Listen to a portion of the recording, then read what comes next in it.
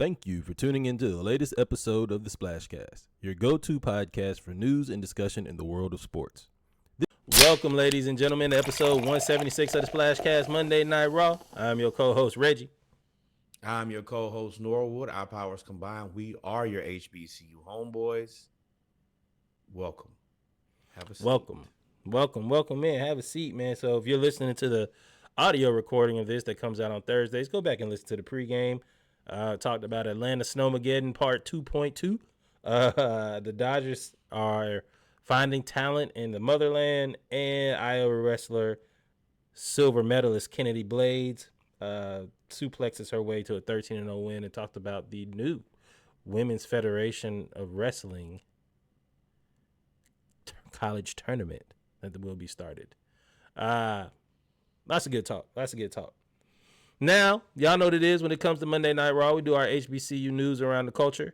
Let's go to the other side of that coin. So, we talked about, over the last month, the MEAC has had a great run of hiring coaches. You got Mike Vick to Norfolk State. You have Deshaun Jackson to Delaware State in a move that probably was more stunning than Michael Vick to Norfolk State. It was Deshaun Jackson to Delaware State. He kept that under wraps.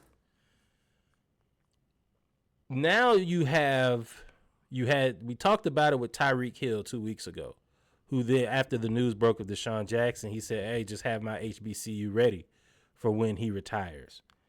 And I said that the sentiment that I have now with LaShawn McCoy is the same sentiment I have for Tyreek. Bro, don't play with us, bro. This ain't no joke. This ain't no hobby. This is, for lack of better terms, this is deeper than rap, Shady. We're not trying to you're not here to use HBCUs. You're here to improve, guide, and develop young men. To be an HBCU coach, there's more than it is to just be a PWI coach. Whether you believe it or not, there's more that comes to it. 100% higher duty of care. It's just more responsibility. And it may not be outlined in the job description, but let me tell you, culturally, that is the expectation.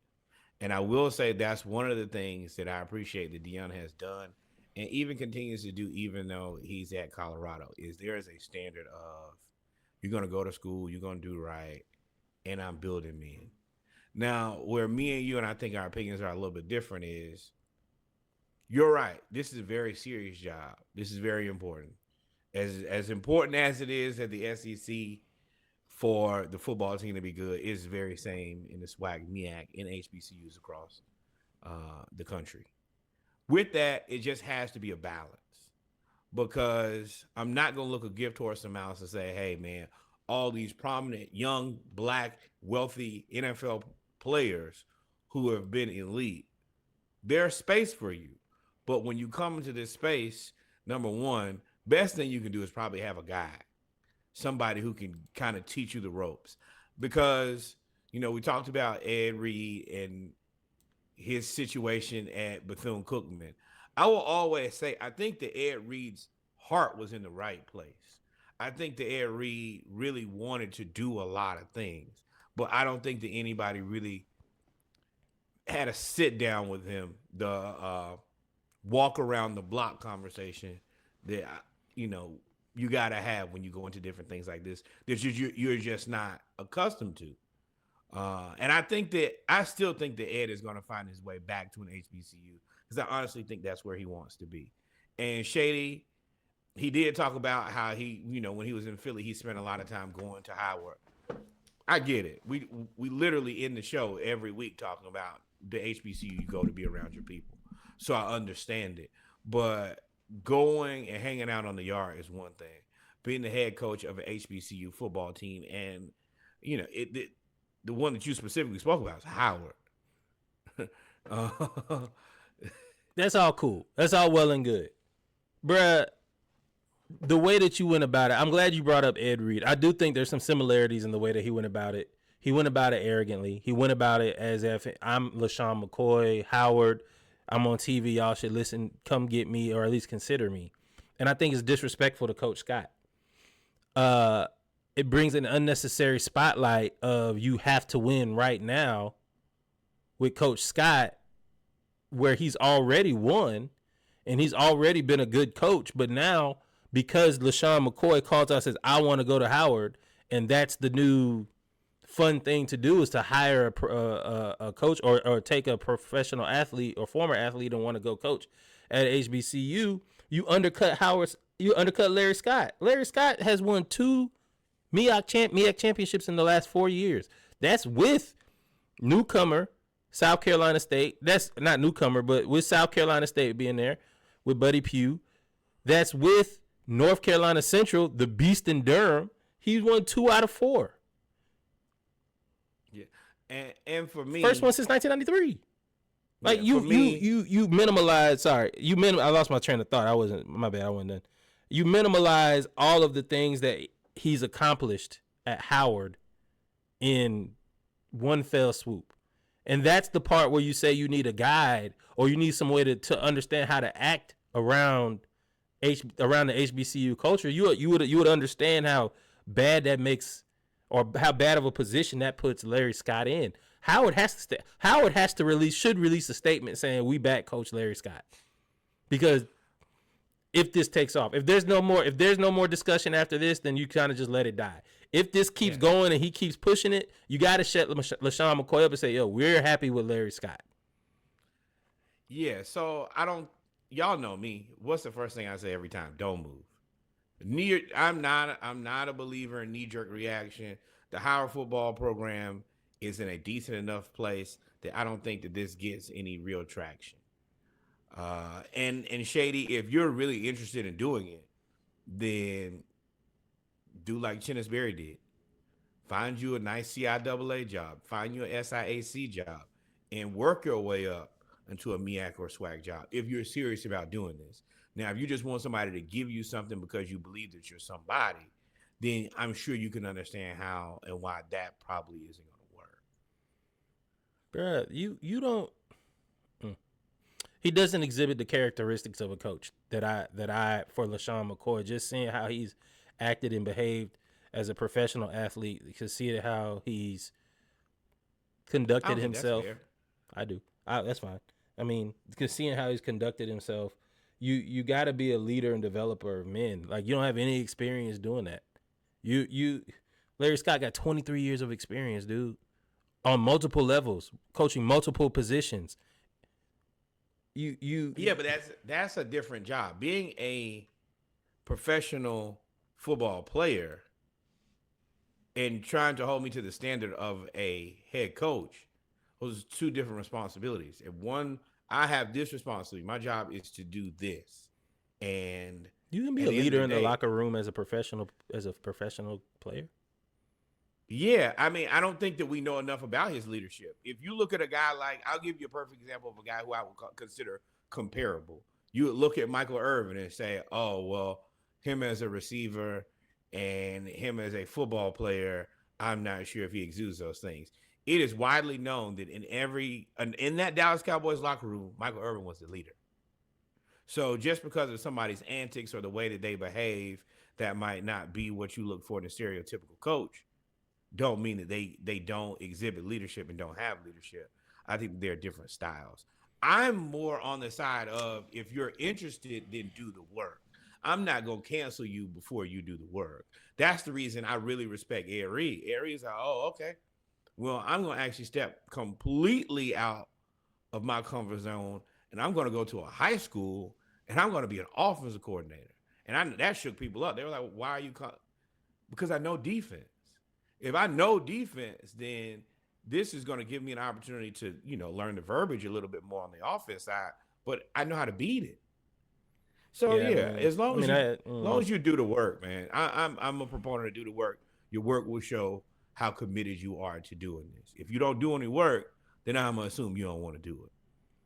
Yeah, that's fine. And I understand everything you're saying, but I don't believe in undercutting somebody else, especially one of us in this entire HBCU culture, to try to put yourself on. If you like Howard, then the same way you should do the work to work your way up to Howard, you should go through the proper channels to express your job.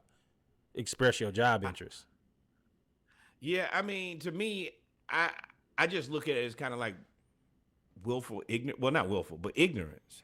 It's like when people talk about like me and my fraternity. Oh yeah, I want to do that, and it's like, oh, sure, cool. You see this part, and you're like, oh, I want to do this, but the preparation and mental things that it takes to get to that, once you kind of figure that out, you're like, oh, well, maybe I'll rethink this. So yeah, it's just being more informed, but I don't think that he was maliciously going. I don't think he even probably knew the coach at Howard, honestly. Or Which is I my don't. entire point. I That's my entire point. I You okay. don't you jumped out there. I wouldn't take you after seeing that, and I'll end it at this because we can go to more hours. After seeing that, I wouldn't take you seriously. If that's how you gonna do it, the same way I didn't take Ed, we criticized for Ed Reed for going live and doing all of those things. You have to show me now. You have to show, not me, because you probably don't care about me. If I were Howard, or if I were any HBCU, you would have to show me, like you said, how committed you are without, and you know how to act, and you know how to act. So, But we'll see how. I don't know if Shady don't know how to act. I don't know if he's ever been in a position where he didn't act properly or reasonably. I don't have any of those that I can kind of. Did he get in trouble? I don't want to find out if he did or didn't. And I'm not going to talk about it in terms of, I'm not talking about him getting in trouble. I'm talking about him as a developer, or not even developer, a leader of men, being a coach. I don't think he has the personality and things. Just seeing things the way that I've seen him handle himself off the field post retirement. And part of it may be in the media, may be performative, but that's all I have to go off. And if that's all I have to go off, then I'm not gonna. I wouldn't. But he's okay. To me, his new job is to be a media personality, and I think that he does that. I think he takes the job seriously. He doesn't get up there and look sloppy and stupid. He seems to be informed. He seems to be engaging. I'm more of, I'll give you a chance to see if you can do it. I don't want to judge you because he's a good media member. And there are a lot of athletes who are not good at being members of the media. And I think that he's one of the better ones. I think that, like a lot of these guys, if you take it seriously, you could be good at it.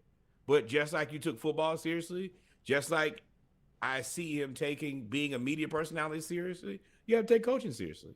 Or, yeah, we gonna see.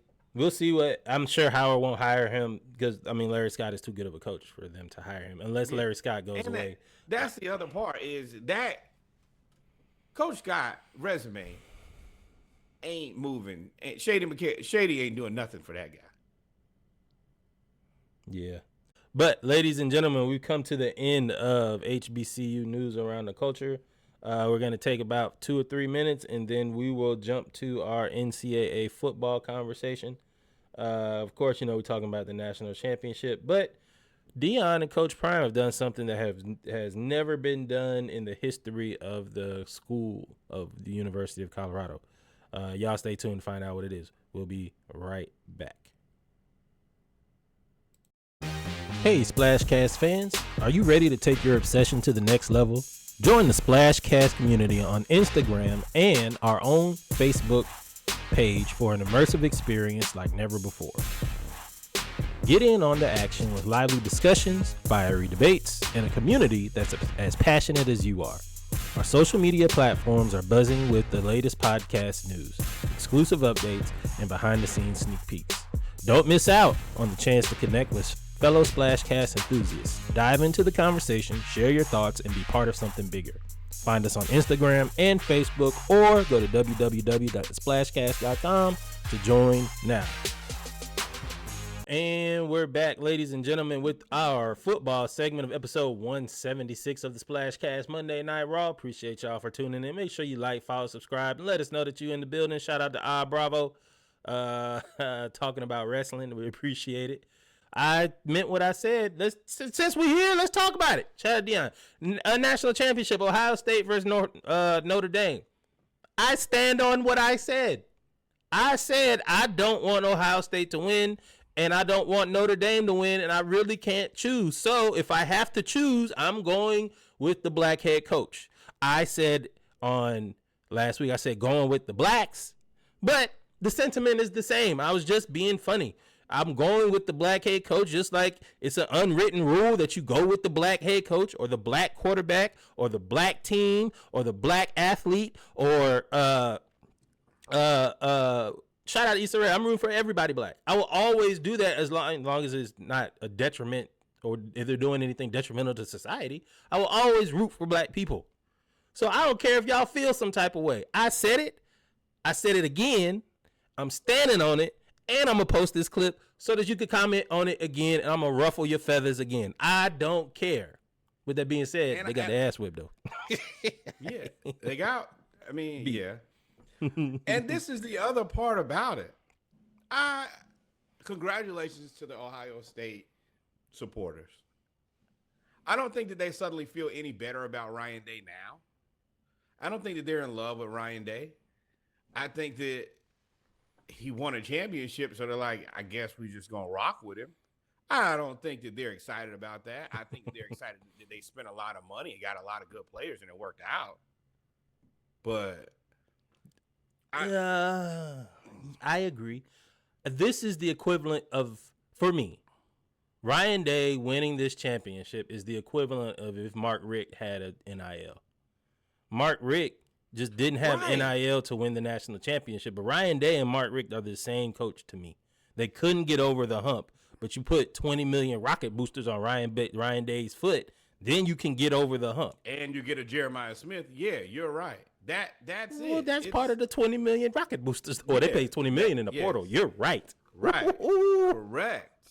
So, but two things, like, I don't know why it's so difficult for people to understand. Two things can be true. This thing can be true. I can believe this part. I don't have to believe this part. We're intelligent beings, I assume. And if you're not, this is going to be the wrong sports podcast for you because we are nerds. And that is a bad assumption. I be in the, like I said, I be in the comments, bro. That's a bad assumption. Bad assumption. So, I mean, so for me, congratulations. They won a championship. I don't feel like suddenly, if you started ranking coaches, I don't think that you would even rank Marcus Freeman above Ryan Day, even though Ryan Day just beat Marcus Freeman. You wouldn't rank Ryan Day above Marcus Freeman? No. I think Ryan Day right now is ranked number 2 behind Kirby. I think it's Kirby. From what I saw a post from College Football, whatever. You know, they always do the 2026. It's Kirby, Ryan Day, Dan Lanning, Steve Sarkisian, Marcus Freeman. Yeah, and I don't think that Ryan Day is 2. And I think that Ryan Day probably lucky to be in 5, to be completely honest. But I mean, also, he'll have an opportunity to prove me wrong next year. If he wins back to back to back, then I'm probably going to have to shut up at that point. But I'm also not going to, once again, no knee-jerk reaction. Just because something happened doesn't mean that everything that I've known and my own common sense is now out the door. Shit just happens. It's life. Now, they are picked to win. They're the favorite to win next year. Because, I mean, they have Jeremiah Smith coming back. And then they have Caleb Downs, who's a sophomore, coming back for his junior year. Now, they do lose, I think, almost their entire defensive front. Or at least 4 of them. I know Sawyer and Tuli JT is out of there. And then I think they lose a couple of D tackles. But they also rotated in and they already got, nope, they didn't get him. But they're going to go to the portal. The thing that you don't realize, you also have to go get a new quarterback too. No, and that's why and the thing that you don't realize is that they already got the number 1 quarterback from last year or 2 years ago that was at Alabama. I'm sorry, last year that was Alabama, Julian Sand. But then Nick Saban left, so he transferred. He left and went to Ohio State with Caleb Downs. And that's what you have waiting there in the wings. Plus, they got the number 1 quarterback in 2026 coming in. Plus, they got an umpteen amount of money to go in the portal if neither one of them work out. So But they that's the they thing. they have everything there. Yeah, I understand that, but now with everybody being number one for 18 days or whatever it is, the only thing that is gonna make me trust you is me seeing you play. We saw the Rashada kid go everywhere. We've seen too many kids who was the number one ranked 5-star, and then he went from this school to this school to this school, and now he playing at the side of the road, JUCO. I mean that I don't Rashada that's y'all fault. Sure, but and you know when that first hit, I said it was messed up, and it ain't really my responsibility. But he's gone to 2 more schools since then, so sure. Florida fumbled in the beginning, but there are 2 teams that he either couldn't get it right, or the teams weren't interested in getting it right. So yeah, there are questions. I got questions. Yeah. Now I think Ohio State did set the record because this is the new playoff system. I think they won like 15 games or something like that, 16 games. So they did set the record for AP wins, for wins in a season, I believe. Jeremiah Smith just had. I mean, it's easy to say I'm right or I told y'all so with somebody like Jeremiah Smith. I said I don't think any of these teams in the playoffs outside of maybe Georgia has anybody to guard him. I was like, I don't know, and I think Texas did too, but I think Texas just got out schemed.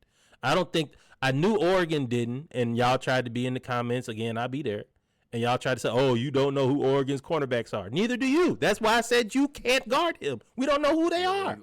They ain't going in the first round. I know that much. so, and I'm gonna tell you right now, that kid will go today. He's number 1 draft pick today. 1. Yeah, hey Travis and Cam Ward, have a seat. Today, if he would have leave, if you could leave right now, he would be the number 1 draft pick today. And I don't think there would be any quarrel. Who's number 1? Who got a number 1 pick? I'm Tennessee. I'm falling out of love I'll just tell you this with Travis. The more I think about this Travis situation, I'm not sure. If you play him at corner, I think he'll be all right. But I wouldn't try to play him all over the field. Not at first. Who's going to take a corner that high? Oh, you talking about at number 1? No, I'm talking about, top 5. I don't know if he's that good of a player. Will Johnson. Will Johnson is the number 1 corner overall. Travis is the number 1 athlete. Right, but contextually, I don't see it. If I'm looking like, they say the Patriots are going to take him. You're going to take a guy that high to be cornerback too? No. Now him being the number 1 overall pick, I think is just Deion. Y'all listening to Deion. Now, no, but what I'm saying is, I think the expectations to be a top 7 pick, I'm not sure if I'm in love with that. If I would had a top 5 pick, and I had somebody, and I would have my eyes set on Travis, I would probably trade to 10. I would trade back, see how far I could trade, how quick. I don't know. I lied. No, I wouldn't, because somebody's gonna draft him off hype. Somebody's gonna draft him off hype right. First. So I might have to let the hype machine get me. I'm just, the more that I think about it, because you want to fall in love with the fact that he had such a legendary college football season, but you also have to remember, whatever you did in Colorado does not transfer to the NFL, my boy. It's a different ball game. So take whatever you saw and just ask yourself, are you drafting a cornerback that high? Is he the best cornerback in the draft? If you're going to draft him, are there other places where you could draft and have a bigger impact? It's no way that you can tell me that he's better than Abdul Carter.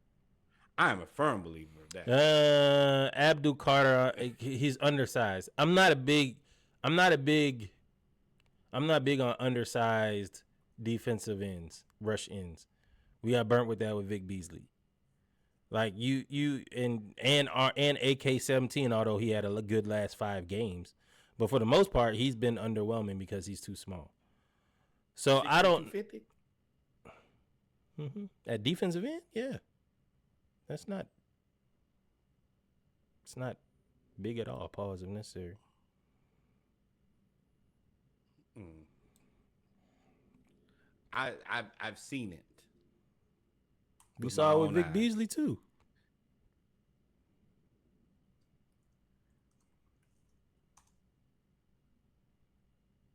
But either way, 6'3". You're right. there's another I don't feel like side. Vic Beasley's motor ran that hot though, and that might just I don't think it ran that hot. I think you're trying to talk yourself into it. But either way, I have to go back. I mean, it's been a while. Vic 32, yeah, dog. but I will say, there's another side to this for this Ohio State Notre Dame game. Notre Dame lost. Um, Notre Dame had one of the more impressive rebounds, and the rebounds, and they benefited from the 12. Both of these teams benefited from the 12-team playoff. Notre Dame probably was going to get in regardless because they're Notre Dame and because of their resume. Ohio State probably wasn't going to get in if it was a 4-team playoff. Definitely wouldn't get in. 16 possibly, 18 maybe. But Notre Dame lost to NIU. That loss to NIU seems so long ago now. It almost seems like it was last season. But always it seems almost as last season. They had great resilience. They ran out of gas, man. They started out that first drive. I was like, oh, if they do this the whole game, they could just destroy everything because they just mowed Ohio State down.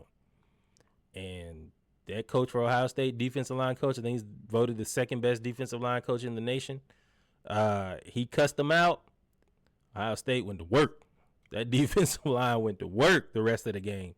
And you ran your quarterback 12 times or 10 times in the first 14 plays, and it got a touchdown, but he was gassed. But it's just unfortunate. It is what it is. I'm not sure how good Riley Leonard is, to be completely honest. No matter, he's a senior. Right. But what I'm saying is, and I always said that, Notre Dame kind of looks like an SEC school until you get to like the skill position, specifically the receivers. You're going to have to spend some of that, and you did get $20 million, but you don't have to split with the rest of the conference. You got to spend that money. They're kind of like the Ravens to me, with where you got to spend some money on your edges. You got to find your way into some top tier receivers. You have to. They got one now. Jaden Greathouse, number 1. Shout out to Raya. Jaden Greathouse went, and I think that's his cousin or nephew or something like that. Jaden Greathouse went crazy on Ohio State, especially in the second half. He could not be guarded. He also went crazy on, who did they play? Not Georgia, Indiana.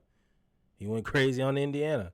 So I think they have, and I mean they got all the NFL players' skills just sitting waiting in the wings. So I think they'll be fine. They're gonna spend some money on the portal, and it's Notre Dame and Marcus Freeman. Now what you have to figure out is how long you're gonna be able to keep Marcus Freeman. He was already on the Bears short list before they hired Ben Johnson. Eventually, somebody's going to give him an opportunity to go somewhere else. Marcus, if I can say anything, and we just ain't made it, so I can't tell you much. I think the best thing you can do is sit and wait for the job that you want. Don't be in a rush to move around. And I definitely wouldn't be. First of all, you work for a team, a private school, so they don't have to publish what you make, which means I'm sure they're paying you a ton of money. You have no conference championship to have to win. And when you win, all the money comes to you because you don't have to split it with the conference. Take your time when the time is right. Then make a move. you get to move and negotiate from a place of elite leverage. And the thing that really makes your ability to negotiate is when these NFL teams come and call and, reach out to your agent, they don't even know how much money you make. So you you can kind of tell them almost anything. Shout out to you, Brian Kelly, dumbass. I'm sorry, I shouldn't have said that. But shout out to you, man. That was rude. I shouldn't have said it like that. But that's how I felt, man. You out there with the LSU with that fake accent. And Marcus Freeman, how long you been the head coach? 2 years? He took this, basically, because a lot of them were seniors. He took the same team you had, added a little paprika, added a little seasoning to your potato salad, took the raisins out, threw in some green onions, went out there and got to the national championship game. Up on you, my boy. With your ingredients. And you took your ingredient, you took your recipe down to Cajun country and burnt the gumbo. This how they just look awful.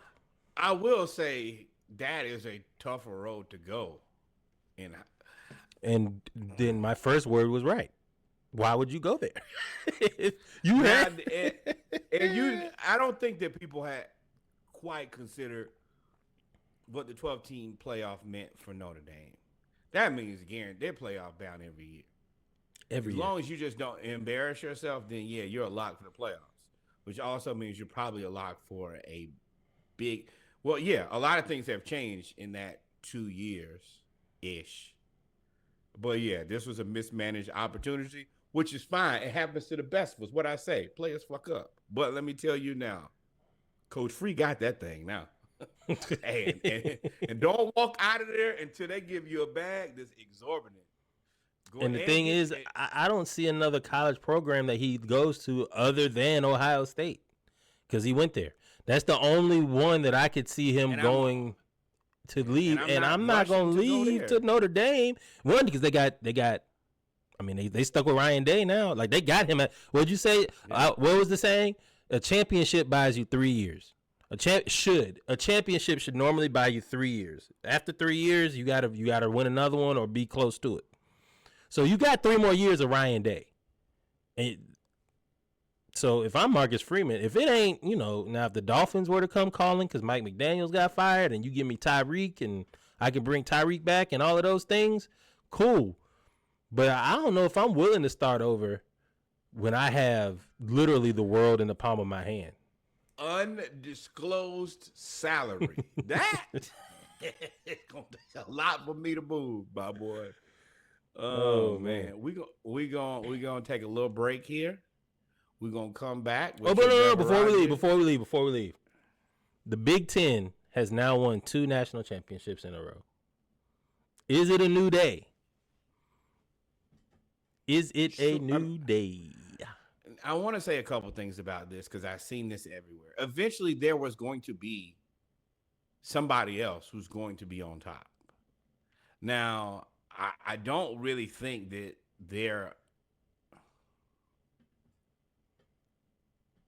I don't know that. But one thing that I can say is we enjoy football a lot. And not just us. The world enjoyed football a lot when the SEC was at the top. But it should be interesting to see. It should be interesting to see how things play out going forward. And we've gone into uncharted territory. And just like anything else, I do think that there will end up being a commissioner. And then things are going to change again. So the 2 things that I have the biggest consideration for right now is I think that all the coaches want Nick Saban to be the commissioner. I think that gives them some power back that they've lost currently. And this is like playing poker. It's cool right now because everybody just got their money. In 5 or 6, 7 years, if you haven't come close to winning the championship, some of these people are going to start divesting. These donors just not going to keep throwing bricks of money at people. And not the college football playoff now, because there's so many teams, is almost like the minimum. Like, if you don't make it to the playoff, then I don't get that first 4, 5, 6, 8, 10 million back, which means now I'm losing money. money back. All of that throwing money.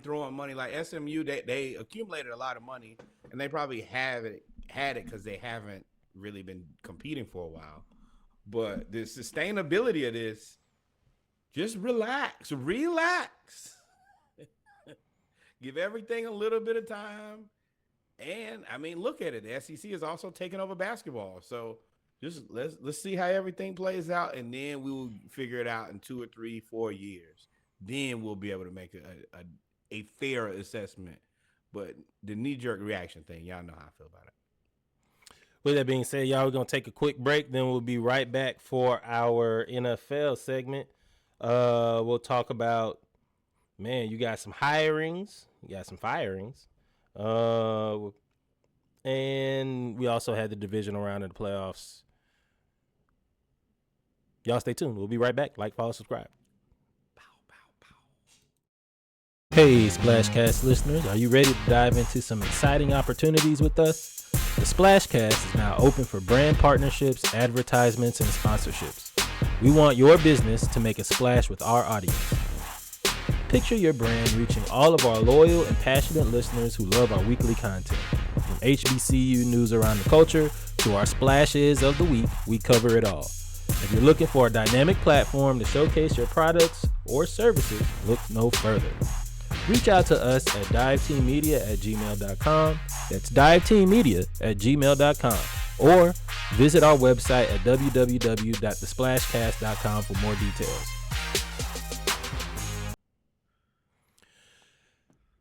And we're back, ladies and gentlemen, with our football segment of episode 176 of the Splashcast Monday Night Raw. We just talked about our NCAA football. Shout out to Ohio State. I'm really more happy for my friends that are Ohio State fans because they won more than Ohio State actually winning. I'm not happy about that because Ohio State fans are very similar to you guys and insufferable. I don't think Tremaine is insufferable. You ain't seen the group chat. I mean, y'all also are very disrespectful too. See, I be trying to keep stuff cordial. Me too. Y'all don't. No, you don't. Who have you ever seen me talk bad about their team in the last 7-8 years? Maybe when I was younger. 7-8 years? Yes. We have a podcast that's video and audio taped. Yeah, who have I really dogged out? Like, hey, you guys are trash, never gonna be anything. Even the teams who I don't like, I just don't like them. And the teams that I really don't like, it's mostly because of their fans. There are 2 teams that I don't like that I just personally just don't care for, never will care for. I'm consistent. It's always been that way. You guys and the Yankees. That's it. Everybody else, as long as you're not playing my team, best of luck, honestly. No. And even you, I mean, there are a lot of people who are much more sore losers than me. I could have been a sore loser about the way my team has been getting whooped. Nah, you can't go through life. It's been too long. You can be a sore loser for a year. Like look, man, I've been on the other side, bro. At some point, you just got to be like, well, it is what it is. You can't be mad every year. If you're mad every year, Georgia took 40 years to win. I wasn't even born. That means I would have had to be mad every year of my life until they won 2-3 years ago. No, I'm not going to do that. Not going to do that. Nope. Just got to be like, oh, well. Just like the Falcons. Got my hat on. I'm optimistic, but, Right. it is what it is. All right. We ran through that. Let's get to the divisional round. Yeah, Texans, Chiefs, Commanders, Lions, Eagles, Rams, Ravens, Bills. The Texans had their annual trip to the divisional round and their annual loss to the No. We ain't doing that. They're not. They had 2 good seasons in a row. They're not a perennial playoff team. They've righted the ship. And they've gone for 2 years. The last however many years they made it to the playoffs, they've been out in the divisional round or the wild card round every time. Everything pre C.J. Stroud don't count to me. That's literally a whole different team. Then you should have that same ideal for every team. Then that means every team shouldn't reference anything before for every other team. The Texans always get there. But the other part about that is the Texans have literally gotten new ownership, 2 new coaches in that time. Yeah, I think it's different. Like their literal owner is no longer, the McNair guy. He passed on. Then they had Tully and they had Lovey. Now they got D'Amico and CJ. This is a different team to me. And maybe I'm crazy. It can be a different team. I'm not arguing it's not. They still made their trip. When they made it to the playoffs, they lose in the divisional round. Because I think the last time they they lost to Josh Allen last time. Like I said, they made their run to the divisional playoff round. They lost. They ran into the Chiefs. Shout out to Andy Reid. Got his 300 wins. I think Travis Kelce set a record for most either catches or touchdowns as a tight end postseason for a tight end. He set the record for most 100-yard games. Most 100-yard games. He's putting him. First of all, shout out to the Chiefs for having 2 of the greatest tight ends to ever walk this earth, if not the 2 greatest. And he's really putting himself. He really put himself in a different category because him and Gronk are the same age. That was his person. When you start passing Jerry Rice on records when it comes to playoffs and stuff, you're putting yourself in a different category than everybody else, I think. So for me, yeah, this most 100-yard playoff games, that's the combination of number one, me and my team have to be good enough to get to the playoffs every year, and then in the most important time, I've had the most elite games. Congratulations. Shout out to him, man. And few things. The defense for the Chiefs played out of their mind. George Karlaftis, who y'all let him fall all the way to the Chiefs. Y'all let him fall. And now him and Chris Jones, they just put them on that's all I noticed. Whenever, what he had, 8 pressures, 3 sacks, a forced fumble. Go. They just put them on the same side, and then you put all 3 linemen on that side, and plus a tight end and a back to chip, and then the other 2 linemen just come right on in, sack, forced fumble, or they blitz with both. Karlaftis still makes his way in there. I'm watching the game like this can't be the same George Karlaftis, and he's been that good for a while. Havoc, and I could tell Chris Jones was gonna murder him. He was crying during the anthem. I was like, "Oh no, y'all!" Then he got a sack and he started crying again. I was like, "Oh well." Right. Rookie right tackle. Let me tell you what you about to go for. Hey. A-Ride. That's what you about to do. And also you got McDuffie, who now holds a franchise record for most passes defense in the playoff at 13. I'm going to be very honest. Y'all probably going to be upset with a lot of my takes on this. This is just a more experienced, better team winning. I don't have much to say to the Texans other than learn from experience.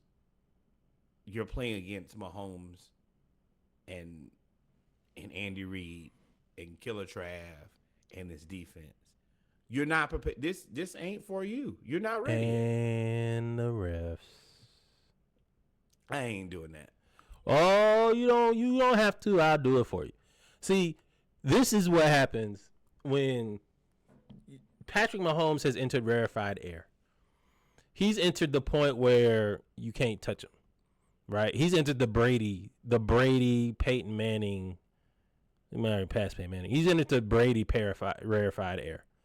Hey, man, he got 2 roughing the passer calls that affected the game greatly. One of them, I believe, was on 3rd down after the Texans had already taken the lead and it was a 3 and out and they were going to have to punt, and they called a helmet to helmet on Will Anderson. Will Anderson only put helmet to shoulder pad. Patrick Mahomes flailed. Then there's a second one where it was Will Anderson and I believe a safety, and it looked like Patrick Mahomes got sandwiched, but he did not. But he flailed on the ground like he got a penalty. Then there was a third one that he didn't get a penalty where he likes to tap dance around the sideline. And remember, he did that against San Francisco and acted like he was going out of bounds, cut up the field, and ran 90 yards or ran 50 yards for a touchdown, where he tried to slow up and act like he was going to get hit on the sideline. And then he flopped and tried to get a flag and all of those things. When that happens, amongst other things that, you know, the conspiracy theorists say about Kansas City and the false starts and all of these other things of protecting Kansas City, those two plays, I'm always going to like Patrick Mahomes. But that's some hoe shit, dog. That especially up there trying to get a penalty going out of bounds and flopping out of bounds. It's the same that's the same thing I criticize in the NBA. It's the same thing I criticize Tom Brady when he used to cry about to the ref and got the rules changed. It's the same thing. That's some whole shit, dog. That's some whole shit. It's a part of the game. Well, and somebody need to knock his head off. I was sitting there watching the game, and me and Tremaine was sitting there watching the game, and I was like, "Oh, that's a penalty." Then I watched it back, and they did it in slow motion. That was perfect football. The defensive back hit him because he was still close enough in play. The referee didn't call it because he saw it. And Mahomes did the right thing. Go down. Same thing they tell punters. If they touch you, you go down. That's it. It was perfect football. No penalty called on the play. The referee made the right call. The defensive back did the right thing. The quarterback did the right thing. I watched that thing like 10 times. Like, okay, I want to make sure that I'm not tripping. It's good football across the board in my book. That's how the game is played.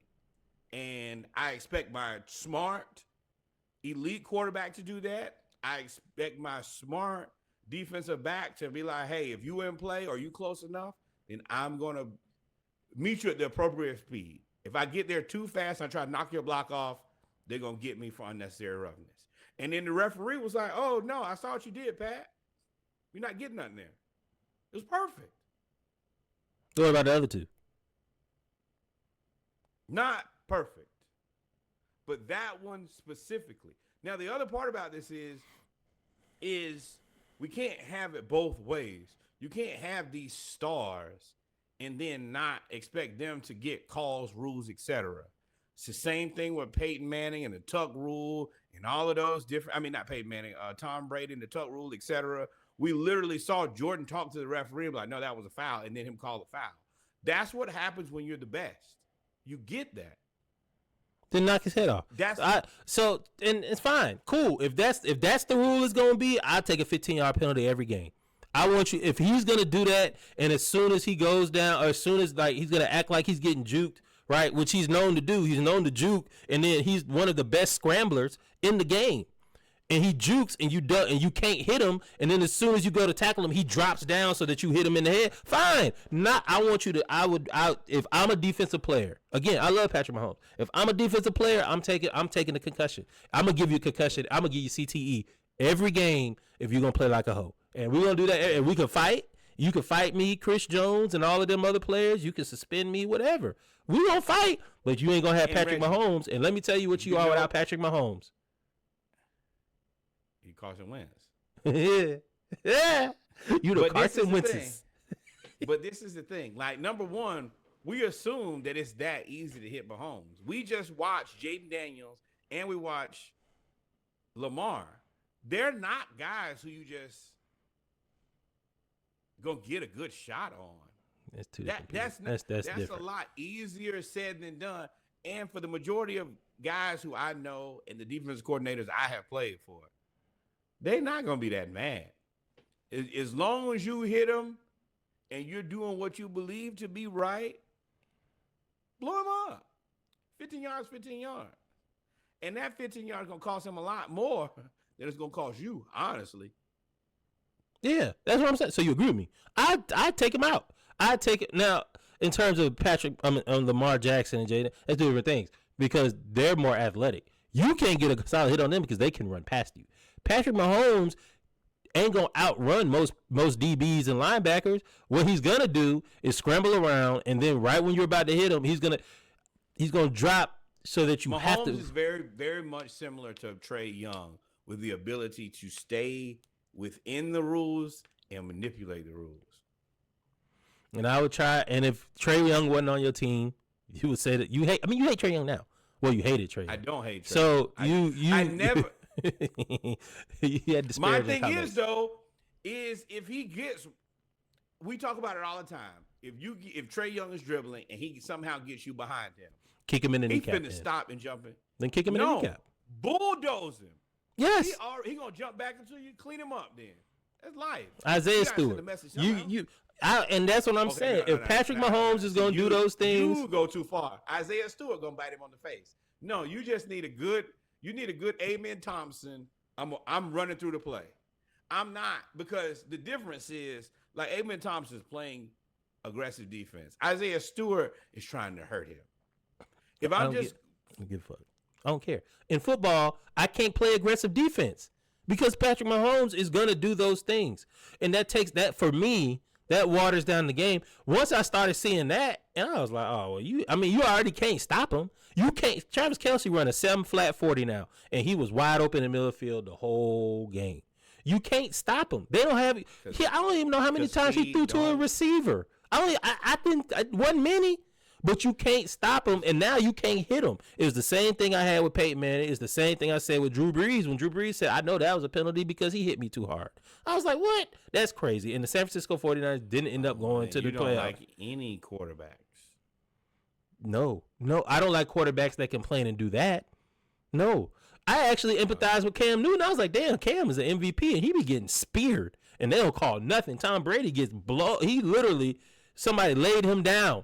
Grady Jarrett laid him down, and they called a penalty. That's going to always bother me. And if I was the coach, listen, how much you bench? What you run? 4.5, 4.6? Hey, whenever he scrambles and he act like he gonna slide, take him out. Every time. Take him out every time. I guarantee you, if you give Patrick Mahomes 2 concussions in a season, he won't do that bullshit no more. I guarantee it. You may be out of the league. Well, you ain't gonna be out of the league because somebody gonna hire you because you did it. No, Baltimore, because Marlon Humphrey was like, somebody need to beat the Chiefs today. The Bills, anybody needs to beat the Chiefs. Somebody gonna do it. Mahomes is Steph Curry. Mahomes is Steph Curry now. They're tired of seeing you win. Mahomes is Brady. Mahomes is Brady. I mean, they're all in the same group of I'm tired of seeing this guy win. And there's nothing you can do about it. I think Steph Curry was a little bit more he was awful. He was just frustrated. But, I mean, the Chiefs, now they're... You don't think that Mahomes is? Mahomes lose a receiver and get better. He lost Tyreek, and it's like, oh, no, I'm good. I ain't even need him. Shout out to Andy Reid. The Chiefs are like 16-1. 17-1, because they were 16-1 in the regular season. 17-1. This is the most unceremonious 17-1 you've ever seen in sports, in NFL history. Nobody cares because there's nothing you can do about it. Yeah, I think there's a combination of wasn't really pretty. It's nothing you can do about it. And you know it's coming. Pause. Yeah. But like it's inevitable. You literally just this guy's just better than me. He'll fix it. That's his thing. Magic Man Mahomes is I'll fix it. Yeah. You have on here thoughts on the Texans season? I don't have any. The Texans are good at every position. Every single one. Except for Tank Dell leg blew up twice in a row. And like Stephon Diggs, who you got to be the possession receiver, leg blew up. Like so you think they had a good season? They're a good team, a good season. Yeah, I think they're a good team. Yeah, 100%. What are your thoughts? Me too, but I want to reiterate that I think that we start getting towards the end of seasons, and then suddenly, like for whatever reason, if it doesn't work out for you, which y'all gonna hear a lot I think y'all gonna be probably mad with me, but the Texans had a successful season. They didn't get probably as far as they wanted to, but this is as far as you were gonna get. Once you got to play Mahomes, you were gonna lose to Mahomes. Learn from it, be better, put together a better season. I think, hey, CJ Stroud, you had your sophomore slump. Damn, LeBron, you did that. 40? Pick yourself up, dust yourself off, and then move on forward. The only thing I hate about saying that you weren't going to beat Mahomes is if you were healthy, I think you would have beaten Mahomes. I think they would have beat him this game. Fair. Because they were that defense, that first half, I was like, yo, they are hitting for real. I was like, I don't know if that's like just cold face mask, hitting cold face mask, but every time it was like, ooh, we ain't hit. Denard Hopkins got hit in the first half. If he played, I don't remember seeing it. I know he got hit in the first half, and we didn't hear nothing from him no more. The Texans have a shutdown corner duo that they have 2 years to maximize, probably 3. Because I don't know if you can sign both and keep everybody else on it. You're not going to be able to keep everybody on that team. When you're good at every position, they're good at every position. Anderson, Stingley, Lassiter. Also, you're not going to have that Diggs money. That'll get that won't be on your books. But you're going to have to pay CJ here. You need to pay CJ tomorrow. Which is like $80 million. By the time he's CJ, why would you sign tomorrow? I could get $60 million next year, 70. This is now, and you're gonna have to pay Tank Dell because that's CJ best friend. Even though his leg be blowing up every year, you're gonna have to do it. Tell you this, Nico Collins, gotta pay him. Somebody is gonna have to make a business decision for themselves. Quarterbacks getting greedy is not working unless you're Patrick Mahomes. Backing off of that a little bit and saying, "Hey, he was greedy." That was more foresight. Who? The Chiefs with Patrick Mahomes? He wasn't really. No. Mahomes is the guy who you should mirror after, where I'm not trying to break the bank. Mahomes could have said, Supermax, NBA Supermax me, not NFL. NBA Supermax me. I want to make as much as KD make. But he said, nah, just get me kind of close. The same thing I said about Jalen Hurts, and I'll say about the rest of these guys is, when you start asking for more money, you have to get better every year. Some of y'all, the best thing you can do is not ask for all the money so you keep your weapons around you. I'm 100% believer that if Daniel Jones doesn't take all of that money and he makes sure that Saquon has some money, he probably still starting in New York right now. He took his money. He ain't going to make no more. He don't make no more money. Yeah, he is. He'll be a backup. $10 million next year. Yes, but what I'm saying is that starting money on the low end is 30. Even at the median is like 40. Had he just said, no, y'all got to pay Saquon, I'll take $5 million less. So instead of 40, I'll take maybe 42. I'll take 37. If there's anyone that could do that, I could see CJ Stroud doing that. He is a genuine, from what I've seen. I don't know him. Right. But he genuinely likes Tank Dell as a homie. He gets along with everybody. He's trying to be the leader and franchise quarterback. Although I don't know if that's part of his personality. I don't think he's as outspoken as you would think. But he's trying to be that leader. I could see him going the Brady route and just giving me $40 million a year. And I can live off $40 million. That'll get me to, if I play 10 years, that's $400 million. Then I can be good with that. And I can make all this Texas money here in Houston. There's other ways for me to make money. But if I take all the money, then I don't get any of the help. And I think that these QBs should figure out, you need the fucking help. Yep. So then you got the Chiefs, one part of the AFC Championship for the 7th straight year. Then you had the Commanders and the Lions. We didn't do Saturday Morning Live, but I'm not going to say I was going to pick the Commanders. But I was saying, hey, the Commanders figured it out against the Falcons, unfortunately. Really, against the Eagles. They figured out that they can hold the ball pretty much the whole second half. And while the score was 45-31, Commanders Lions, the score was 24-21 at halftime. So, or 27, I'm sorry, the score was 27-24 at halftime. So while you say it was 45-21 or 45-31, the Lions only scored the ball one time in the second half. Part of that was because the Commanders, I think they had the ball one time in the third quarter. The last time the Commanders played the Buccaneers had the ball one time in the third quarter. When they played the Falcons had the ball one time in the third quarter because Jaden Daniels, they just run the ball down the field. And Ben Johnson, I don't know if you had already accepted the job and you had, meet with a realtor. You had thoughts. You had to, move your family, something.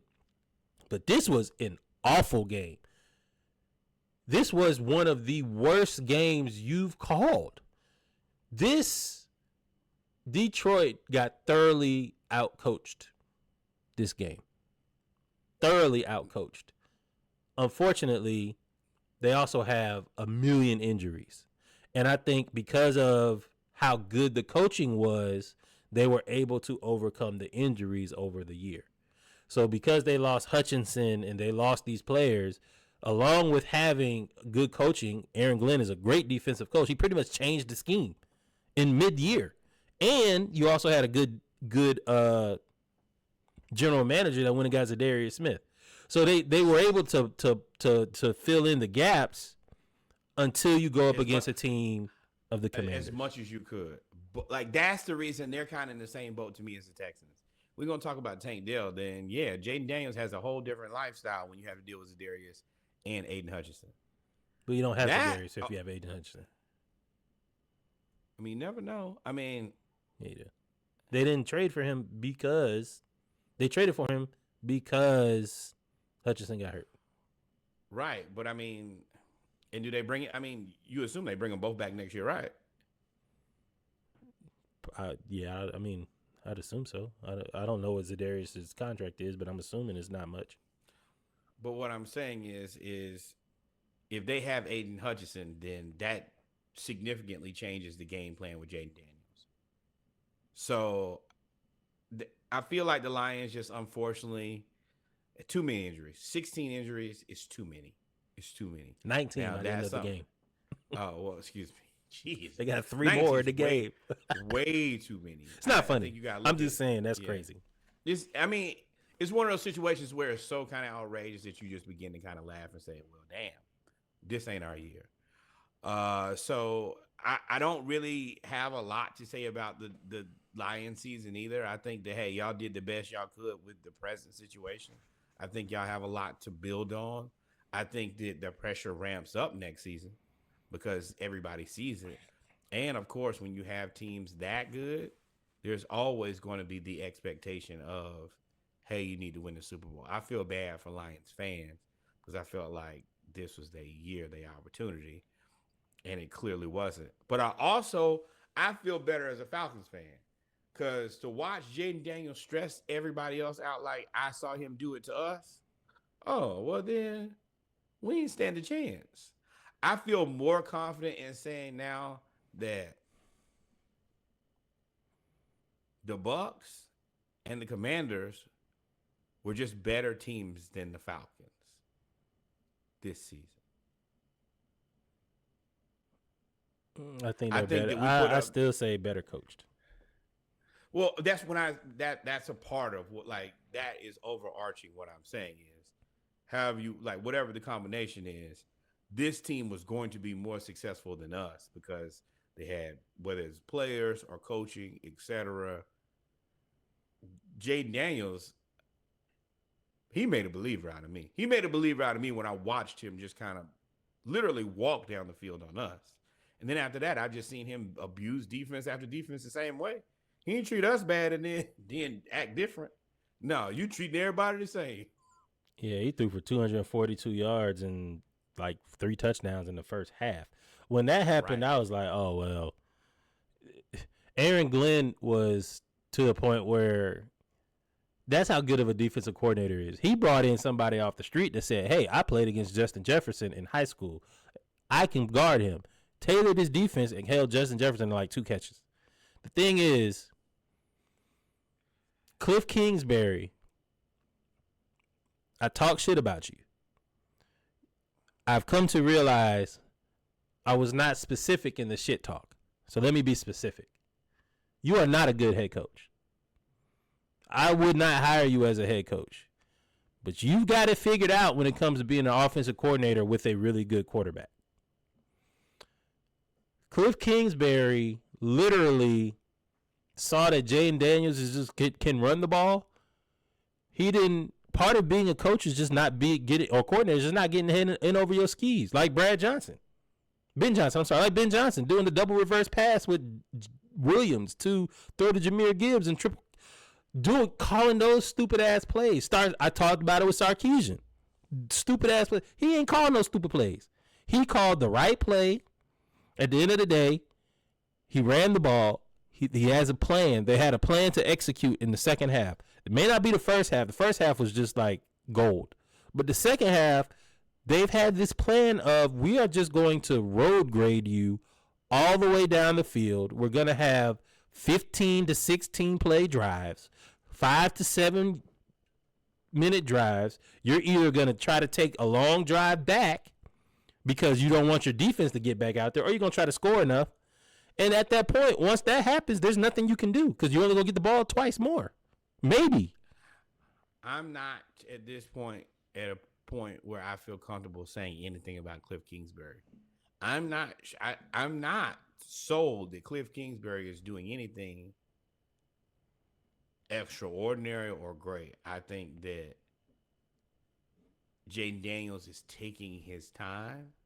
And that's the reason when I see him, I see Lamar, because it's not the same way that I look at the Ravens offense, and I'm not like wowed with the play calling. Every now and then you'll have one or two of those plays. But for the most part, it's just a guy who can look at the whole field. He finds the gap or the hole in the defense, and he takes that and gets out of bounds. Takes that, gets out of bounds. Throw the ball, take that, get out of bounds, run the ball. That's it. But do I think that Cliff Kingsbury goes somewhere else and looks like this? Hell no. Hell no. But with that being said, somebody's going to be a Cliff Kingsbury believer and pay him. And at that point, Cliff will have the opportunity to either say, hey, Norwood, I'm going to stick it to you, or I am who you thought I was. We going to see. They love some Cliff Kingsbury. It would, because he's the young coach. He's still relatively young. I think he's in his 40s. So, but if it would behoove him to stay with Washington, him and Jaden, he can now just. I mean, you can do whatever you want to do. You can call whatever you want to call now. At the end of the day, you got the ultimate eraser. If you can do it. Call nothing and let him do it. But I think it's way more of that, because it's just, there it is. Watching Jaden Daniels is one of the most frustrating things you can do if he's not on your team, because he's meticulous. And me and Jermaine was watching the game. He was like, he a little scared. I was like, no, he's just playing to be able to play in the whole game. No, I think he had nerves. He had nerves at the beginning. He had nerves, but then once he got hit, he was like, all right, game on. He does a good job of taking what he can get and not trying to take too much. That's coaching. Because that was one of the knocks on him. What's up, Mark, Dan? That was one of the knocks on him about, or Jordan Morales. I don't know. You have two different names, Dan and Jordan. But I think that's coaching, because that was a knock on him from college. Remember, he used to always get destroyed in college because he would always try to get more yards. He tried to spin. He got destroyed against Georgia, against Florida State, is that coaching, Alabama, or is that an opportunity to get more reps and say, oh, you know what? I probably don't need to do this. No, because so go back and look. Okay, take time. Go back and look at the games at the very beginning of the season. He was getting tattooed. And then they talked about it in the bye week. They basically taught him how to run out of bounds. And they're like, hey, you need to get down. You need to run out of bounds. You need to do something. You should be watching this guy. Coaching. And then finally, and now Brian Robinson is there. Now, I will say the Commanders going into they did lose, I think, their best offensive lineman with a torn ACL, which is unfortunate. But that defense, shout out to the Commanders defense, man. 21 points off turnovers, including the pick six, which basically was a backbreaker. Nobody believed in them. I think one analyst across 4 networks picked them. One. Yep. And shout out to Dan Orlovsky, man. You called it. You called it. Jaden Daniels, 5,000 plus all-purpose yards, most by a rookie in NFL history. He has so many people believing. The whole place of Washington. What's funny is the bet, the KD versus Booker bet. That's the greatest bet I've heard of. That's the greatest non-money bet I've heard in a long time. Not the greatest, the best non-money. It's better than a money bet. The money bet, y'all both rich. That don't do anything for either one of y'all. To have to either say that Draymond is the reason that you won these rings, or call Luka send Luka a letter and basically call him your daddy. Oh, yeah. So the bet was if KD wins and Washington wins, Booker has to send Luka a Father's Day card, calling him his daddy. If Booker wins and Detroit won, then KD has to personally thank Draymond for his 2 championship rings. Ooh, that's great. Both of y'all are trolls. And shout out to you, Book. I hope you pick the card with the music, too, because you got to pay up on that bet. You got to pay up on that bet. Shout out to Teddy Bridgewater. You did get in the game. Went from winning the state championship to NFC championship all in a week or in 2 weeks. Yeah, and on top of that, he got into the game, and they called the play. His block was the block that sprung him for the touchdown. And I was just thinking to myself, man, he's going to go back to those guys, and he really not have to say anything. Y'all saw me got out there. I got right on out there. Go back where? No, he about to get signed.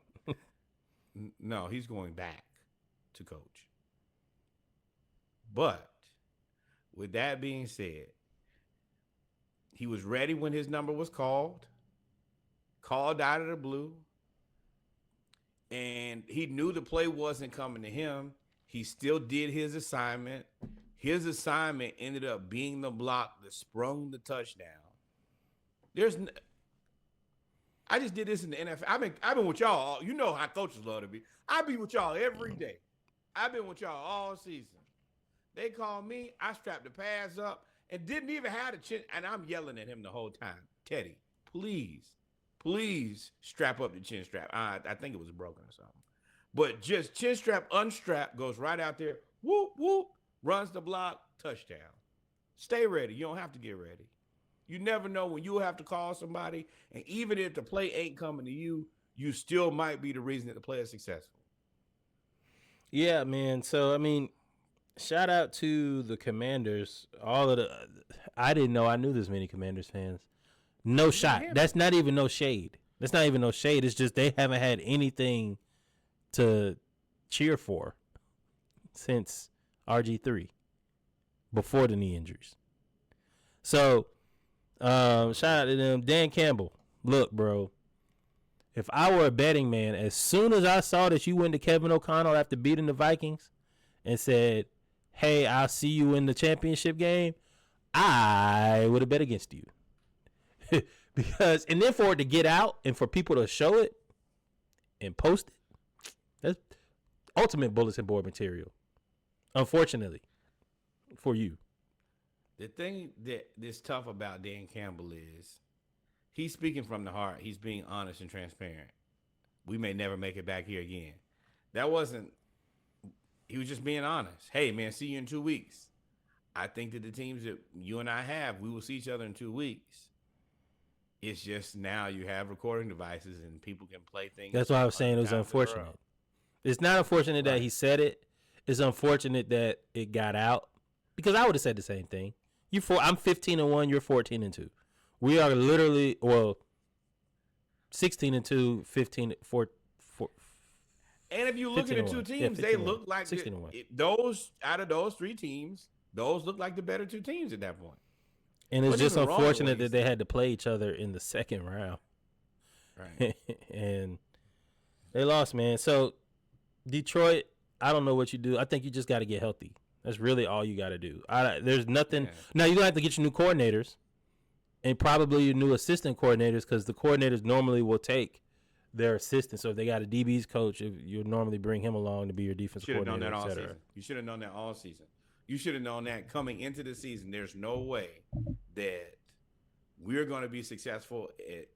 There's no way that we're going to be as successful as I expect us to be, and these guys coming back. If you didn't already have new people in mind, you cooked. Yeah.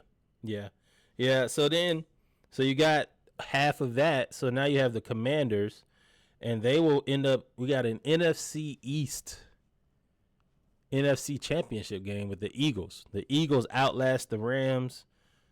Shout out to the Giants. Shout out to Daniel Jones and Sterling Shepard showing up to support Saquon. That was dope. And I think that says a lot about Saquon, and I think it says even more about the Giants. Yeah. Because we'll get to that. Saquon ran for 205. Told Jalen Hurts right before the game sealing interception, 70-yard touchdown run or 60-yard touchdown run. Hey, watch this. Where I think if you watch the game, if you were watching it, you could see that, hey, there's a giant gap on the left side of the field. He knew it. He looked at him, and in the replay, as a football player, you look at, and I looked right at him. He was like, you know when you got him. You know that we set this up play after play after play. When is the OC going to call the home run? He called the home run, and he looked like Barry Bonds. And everybody was excited except for the Rams and the Giants. And Jared Rams, the Rams, yeah, Jared Verse. Jared Verse ain't slow. Played right like a monster. Jared Verse, shout out to the Falcons. Jared Verse talked his shit and backed it up. And honestly, seeing how this game was played, shout out to Philly being in the snow. Because when Quinyon Mitchell went down, they started heating up. I was like, ooh, they go right down the field. And now that you brought it up, the Falcons are in a unique position because they drafted well, I think 3 times, but the 3 guys that they didn't draft, Kyle Pitts, Jalen Carter, Jared Verse. No, Jamar Chase. That was Pitts. That was the year before. I don't even count that because you said Kyle Pitts, Jalen Carter, Jared Verse is what you said. No. I said Kyle Hamilton. You said Kyle Pitts. Oh, excuse me. I meant Kyle Hamilton, Jalen Carter, Jared Verse. Those 2 picks were the picks that I specifically begged for. And I feel okay with what we did, but I wasn't wrong in what I wanted. I don't regret any of those except for Jalen Carter. Jalen Carter did a reenactment of the SEC championship where he picked up Matt Stafford and threw the one up in there. That's becoming his thing now. Like that would be my logo. Yeah, that would be my logo. Salute, boy. Salute you, boy. like Saving Private Ryan, where you saving instead of that. Ooh, AI. I need you to take a picture of a soldier carrying a wounded soldier and put me carrying a quarterback holding up the number 1. That would be my logo. Because he first off, I said this a long time ago when you said you're skeptical of Philly. Now, the reason you're skeptical of Philly is still true. It's Jalen Hurts. But that defense is damn good. Nolan Smith just figuring out how to play pro football at week 15 or 14 and then just being dominant, along with Jalen Carter and Jordan Davis. Zach Braun just out there being old. But, I mean, if you got all these young studs up there in the front with Josh Sweat and all of them, That D line, they just overtook the Rams. Jalen Carter threw a dude to the left. He literally But ripped and threw him. I was like, oh well. my thing is, if Bijan wasn't a top 3 running back in NFL, I would probably say, you know what, I feel. But I love Jalen. I ruined our draft conversation on Jalen Carter. But I don't know if I was wrong or right. It's to me, it's TBD. Still TBD. Right now, you losing. Right now, it's Jalen Carter now. No, I'm not sure that Jalen Carter's on a better team. Sure, but I mean, shit. Put Bijan on the Eagles. What you got then? Saquon, possibly. Right. You got Saquon and not paying him no money on a rookie contract. Jalen Carter. Defensive tackles. Name your top 5 defensive tackles right now. You really can't, can you? Chris Jones. Probably, what's his name down there in Tennessee? All right. Name the running backs not Saquon and not Derrick Henry better than Bijan. I don't know. None. Yeah, but okay. Well, if you want to do that, D tackle is more important than a running back. A 3-down defensive lineman that can play is better than a running back. Not when your running back has. I mean, when you look at total yards, it's Don't you follow the money? Don't you follow the money? Isn't that your thing? Follow the money. Yeah, but what are you saying about following the money? D tackles make more than running backs. Running that. Yeah, that's a sham. That's a Jedi mind trick. You're right. The running back, and I've quietly believed this for a long time. The running back position is devalued, but guess what you need? A running back. Devalued because you can get a running back. You can scheme in a running back. It's hard to scheme in a defensive tackle. You got what? You got what's his name up there? The Jets. He's probably better than Jalen Carter. That's one. Jones is 2. I'm telling you, if you have a top running back, you probably got Jalen Carter. I've taught myself to it. Jalen Carter's got to be a top 5 defensive tackle, right? Top 5 defensive lineman in the league, right? Yeah. He's the best defensive lineman on that team, on the Eagles team, that is stacked. Right? Yeah, but I mean, the teams that are good have good running backs.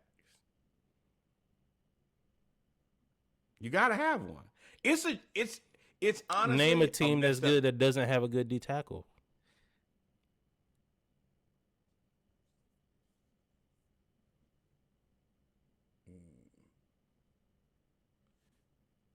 D tackle is a very important position. I agree, but I mean, I feel like so is running back. I think I'm not saying. I am saying Jalen Carter. If I had to redraft, I love Bijan, but I would have taken Jalen Carter. He's a 3-down. I don't know any D tackle that other than Chris Jones and the dude from the Jets. I can't think of his name right now. Quentin Williams. I think they're the only ones that play 3 downs. And I think the guy out of Tennessee, that's 4. Yeah, I don't think anybody else even plays 3 downs. He plays every down and on field goal block.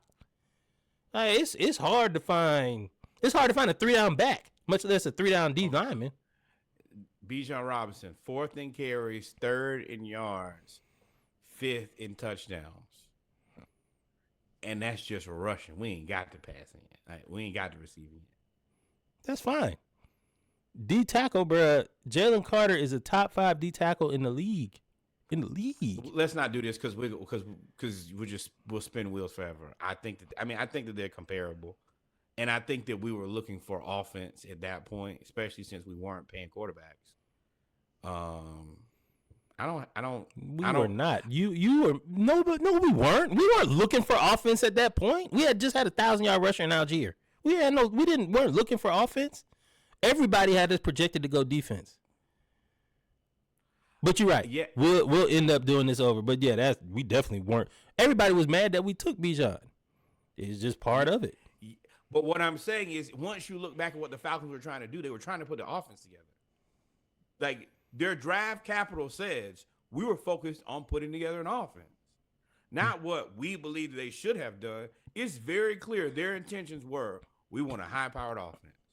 And they built that. I hear you. Where the Rams go, Cooper Kupp is probably out of there because he makes too much money. Puka is the guy. Is he worth it?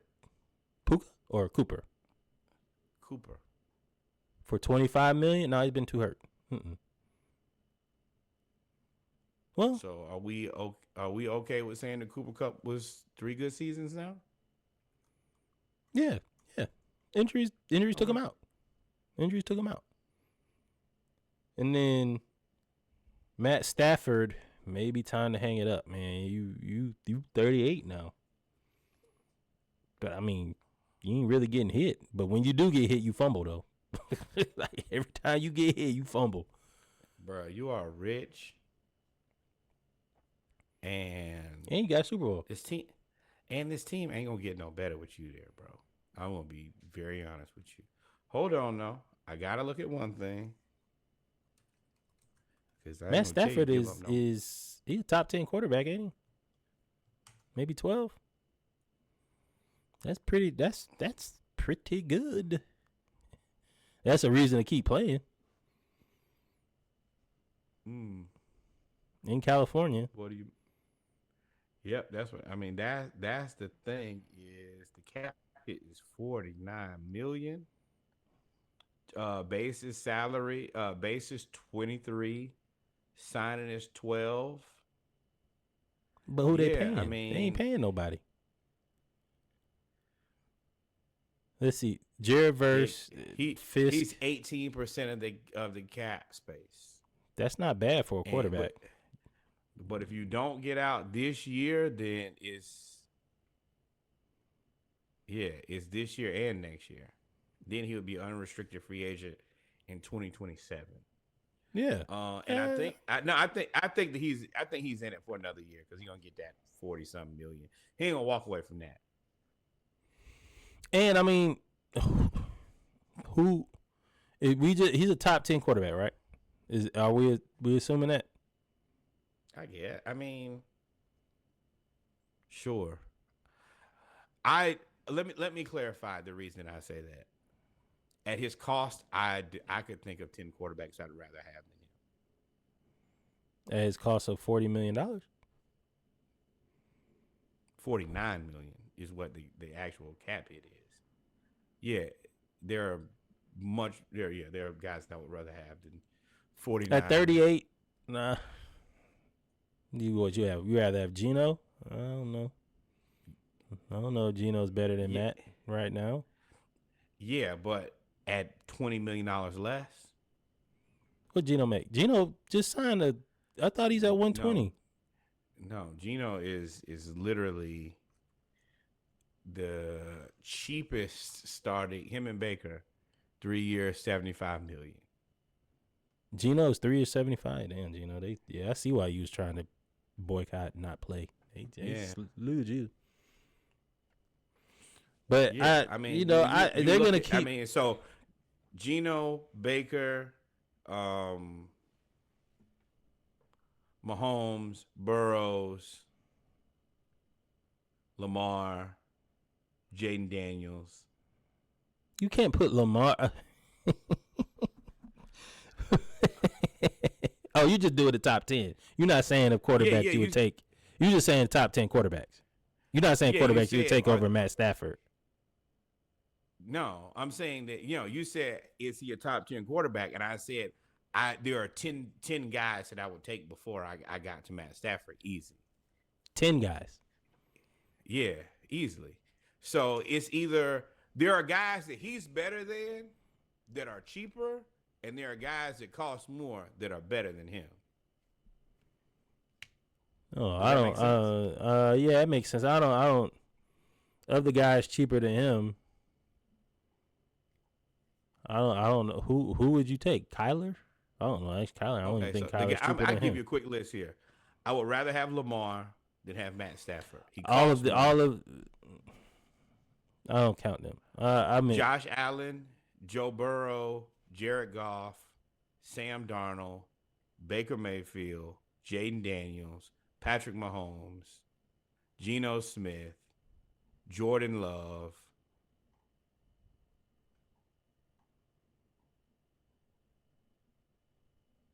Sam Darnold is interesting. I can't. You said Yeah. somebody Okay. else. So You then said this somebody is the else next. was. This is the next category of guys who I think are kind of in the same boat as him. You said for somebody else either though. Before Sam Darnold. You said Baker. Lamar, Josh, Joe, I don't count none of them. Goff, Sam. No, I'm not really counting Sam Darnold because that Sam. ain't realistic. Well, I don't want Sam. I can't say that because Matt Stafford has been way too good for way too long. Sam Darnold's been good for one season. But I would take Baker, Jaden Daniels, Patrick Mahomes. He's in the same category for me as a guy like a Justin Herbert. I would even take Geno because Geno's so cheap. Geno. Yeah, I wouldn't. Jordan Love. And then, like, I'd probably take Bryce Young. Then you got your guys like Kyler Murray and Jalen Hurts, who I think about the same cost-ish. But the futures just look better on that. And then and CJ. After that, though, I don't want none of these guys. So I don't count none of those. That list is, I mean, that's more of a list of ranking him in quarterbacks for the most part. I don't count Josh, You want to rank guys Lamar, comparable Joe, all of those things to him, because you would obviously take them, even if they were exorbitantly more than Matt Stafford. You would take them over Matt Stafford. Even if Matt Stafford was Geno Smith and those guys were Matt Stafford, you would take Matt Stafford every day of the week. But my point is, you're not going to get any of those guys. The only person you got on your list that you have a possibility of getting than Matt Stafford is, what's his name from Minnesota? What? Oh boy, what's his boy? What's old boy? Sam Darnold. Sam Darnold. Everybody else, but the other you part ain't gonna get nobody better than him. Matt Stafford is all like. Then you're only looking at guys who are long in the tooth.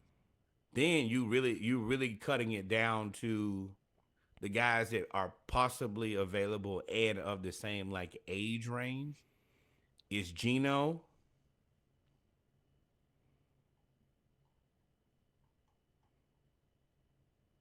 And I think the reason they Russ. set this up too, matter of fact, I Dak. did look at this. The Rams, they're gonna stick with Matt Stafford because their 2026 draft picks is like, I think they got like 9. 1, 2, 3, yeah. So they have their 2026 draft picks, which they ended up getting away from. Is they have first round, second round, third round, fourth round, fifth round, sixth round. They have the Rams. They have the Texans 6th round, the Titans 6th round, the Vikings 6th round, the Texans 7th round. This year they have the Falcons 7th round. Hold on. They got, well, what I see here, they got pick 26, 90, 100, 125, 188, 199, and 200. For this year. Next year, yes. Then next year, 23, 85, 101, 124, 194, 195, and 196. So they got one like first rounder in 2026, if I'm not mistaken. Yeah, but 3 of them is round 6. 2 third rounders. They got 2 5th rounders next year. They got a first, a second, a third, a fourth, 2 fifths, a 6th, and a 7th. Yeah. They can go straight into rebuilding mode after this year. That's why they're gonna go with Matt Stafford, because they get off all that money. They get off whoever's old or mid in terms of like mid-level career. like you 30 something, early 30s, you get off of that. I think they get off their dead money too, if I'm reading that correctly. They basically get to start anew in 2026. So that's why they're gonna keep Matt Stafford. I actually had this conversation in my mind. Over there by there. But yeah, man, the Eagles defense, it's gonna be interesting with Jaden. They just lost to Jaden now. I'm looking for Jalen Hurts to figure out. You're gonna have to have a big game to beat this Eagles team. I mean, to beat this Commanders team, because they don't have nothing to lose. They don't got nothing to lose. And De'Ami Brown, woo, way to answer Amon-Ra St. Brown without even saying nothing to him. Just say, I bet he know my name now. And then finally, so you're gonna have Eagles versus Commanders. We'll talk about that on Saturday Morning Live. And then you also have Ravens played against the Bills. I see them with a Jackson Dart in the third round. I don't think Jackson Dart stick around that long. If you can get Jackson Dart in the third round, well, it's a defensive heavy draft though. It's a defensive heavy draft. I run the mock drafts almost every day. The first quarterback outside of the top 3 don't come off the board till like round 2 or 3. If you could get Jackson Dart and give him 2 years, and you could, he ain't gonna make it that far. Jacksonville will take him before he go there. Hell no. Yeah, you will. You're in what, year 3 of the Trevor Lawrence deal? No. You can't get out of Trevor Lawrence deal for a long time. Don't worry about it. Don't even worry about it. You'll be on to a new coach by then. But the Ravens beat the Bills, lost to the Bills. The Bills 10-0 at home. Missed 2-point conversion, ended up being the difference in the game. A lot of people are blaming this on Lamar Jackson. I'm talking about score-wise. A lot of people are blaming this on Mark Andrews. And he deserves his fair share. But the Ravens dug themselves into a hole because of, Lamar. At the beginning of the year, at the beginning of the game, you had that fumble was just absolutely atrocious. That pick might not have been his fault, whatever, can't happen. That ended up handcuffing their offense a little bit. And even with all of that being said, Lamar just came out in the second half and was like, I'm better than everybody on the field. Right. Snow, sleet, rain, or shine. I'm better than all of y'all. And he was. And then that's when Mark Andrews messed up. It's unfortunate, but you can't put yourself in that situation to make yourself high pressure situations to make people mess up. And that's on Lamar. Squarely. That's on Lamar. And they miss Zay Flowers. And they need another receiver. So I know that y'all expect me to come in here and stomp out Mark Andrews. They're not even anywhere near where they are without Mark Andrews. So did he drop a pass? Yes. Was it unfortunate timing? Yes. Did him catching that pass guarantee that they were going to win the game? No. I'm not even sure if it, they still had time in regulation to get down there and kick a field goal.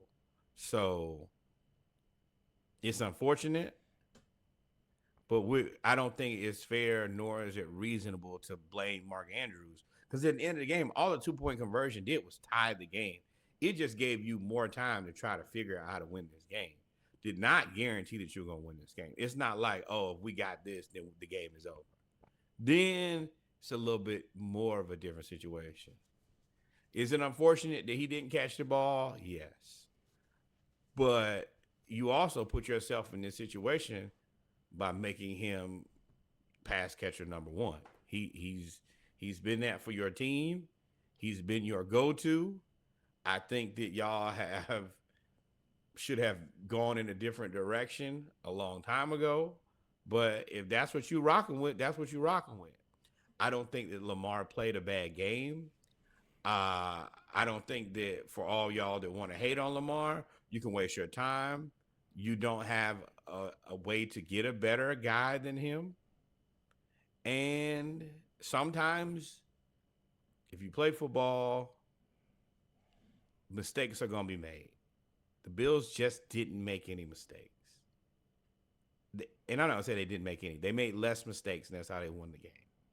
But I don't have a lot to beat the Ravens up like, oh, you guys stink or any of that. Nah.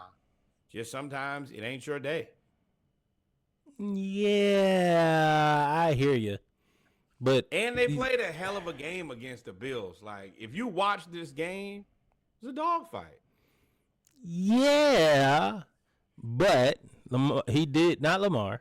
Andrews dropped the 2-point conversion. I heard that was nice. That was beautiful to say. Cool. I don't know what the fuck he was doing on that pass where he had the first down instead of just going forward. Decided to try to go lateral. It ended up getting the ball punched out with 6 minutes left. That was stupid.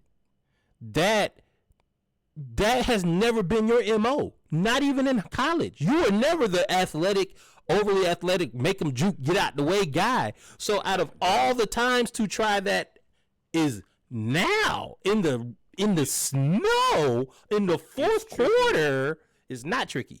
In the snow in the fourth quarter, the fact that you tried to do that is your fault. Now, everything else leading up to that, I agree. You shouldn't even been in that situation. But in that situation, you put me in this situation. You are no. You are also leading the tight ends in touchdowns. You ain't bad. Now, you made that decision instead of going forward, and that ended up costing you. That was you. Now, the 2-point conversion is just unfortunate. That's unfortunate. Unfortunate. Things happen. To me, that's us, though. You put me in this situation where I got to be the playmaker. And I got to go make a play. You're not in the situation. The playmaker is Lamar. Lamar put the ball on you. You got the first down. Okay. All you had to do was just go down and we could go score some more. Okay. So I empathize because I understand. Hey, I'm the lead pass catcher on this offense. And the next guy is out. And then after that, it's Rashad Bateman. Hell no. No, the lead pass catcher is Zay. He's the second guy. Listen. Yes. But what I'm saying is Zay is out. So I'm the guy now. And our next guy is Rashad Bateman. It ain't like I got another guy over there that I can be like, I trust that, he can go out there and be his guy. Isaiah Likely. No. Isaiah Likely.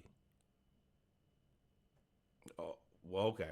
Well, at the end of the day, we right back where we are every year with the Ravens. I hope this year y'all go out. I think y'all should be looking for T. Higgins, and I think that you should also draft a receiver. I think that you should do both because you got to take some of the pressure off Lamar. And Lamar just has to do it. He has to do everything. And also, y'all fall off Lamar because y'all wasn't this bad on Peyton Manning. And Peyton Manning has done the same thing that Lamar has done to this point in his career. Well, two things. They did take the pressure off by getting Derrick Henry. That took a lot of the pressure off of Lamar. Two, they were that hard on Peyton Manning until he won the Super Bowl. They were definitely that hard on Peyton Manning. I don't mind the Derrick Henry pickup, but I don't think that at the end of the day, that doesn't take the right pressure off, in my opinion. I still got to have a legitimate receiver because they're gonna get to points where we're down. I can't keep handing the ball to Derrick Henry. I need to be able to go to a guy, and I need to know that guy will beat the corner and catch the ball. You don't got that. And the only thing that you got close to that is Mark Andrews. Zay Flowers. Agree to disagree there. I still think that Zay Flowers is a wide receiver too. I think he's a good wide receiver too. But a wide receiver too can beat the corner and catch the ball.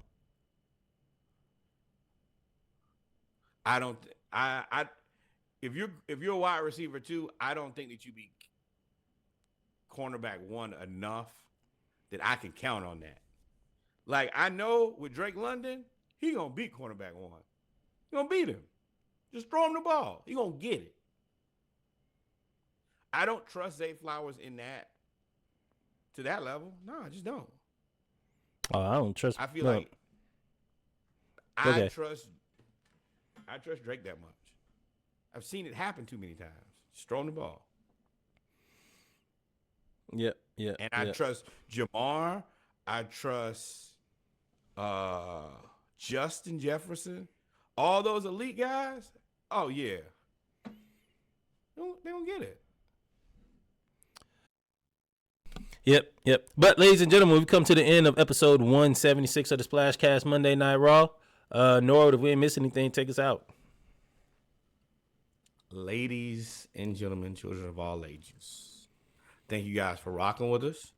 Once again, did it on a Tuesday because we had the national championship on Monday.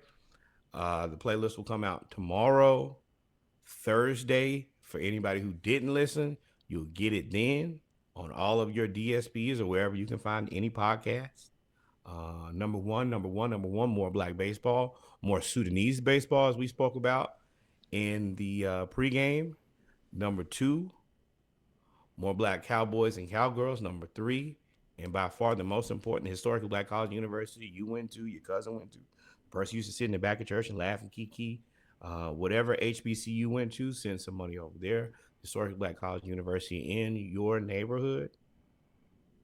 The ones you go to for homecoming, step shows, or just be around your people. Send some money over there. And then finally, the greatest learning institution in all the world, the Hampton University. We only ask for $18.68 on behalf of the year that the university was founded. Outside of that, thank you guys for rocking with us. Another fantastic podcast. We will see you again soon, Saturday morning live, where we will be picking the NFC and AFC championships. Until then, adios, mi amigos. God is love. And we out of here. Peace. Love y'all. See y'all next week or Saturday. Thank you for tuning into the latest episode of the Splashcast, your go-to podcast for news and discussion in the world of sports. For collaboration, booking information, or any other inquiries, visit our website at www.thesplashcast.com. Every listen, share, and review is appreciated. For collaboration, booking information, or any other inquiries, visit our website at www.thesplashcast.com. Every listen, share, and review is appreciated. Until next time. What should they do?